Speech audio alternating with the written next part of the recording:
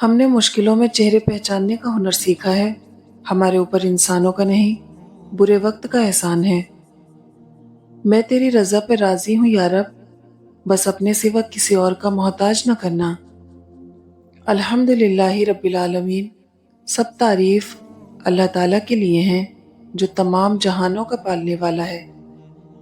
شیعہ سنیوں کو کافر کہتے ہیں اور سنی شیعہ کو کافر کہتے ہیں، اور ایک کافر ہی ہے جو ہم سب کو مسلمان کہتے ہیں۔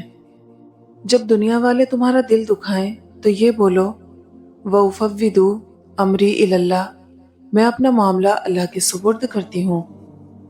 خاموش زبان، اداس دل، سوئے ہوئے نصیب، اے زندگی تیرے فیصلوں پر آ کریں یا واہ۔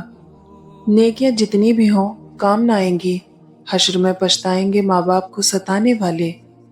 ماں تو بال بھی بگڑنے نہیں دیتی، اور یہ زندگی حالات بگاڑ دیتی ہے۔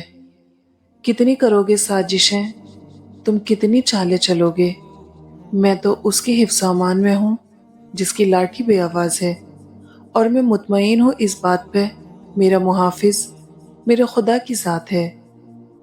ہر گناہ کے پیچھے شیطان نہیں ہوتا، یہی بتانے رمضان آتا ہے۔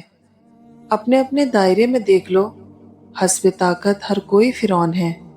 تکلیف ہونے پر جو آپ کو سب سے پہلے یاد آئے وہ زندگی کا سب سے قیمتی انسان ہوتا ہے۔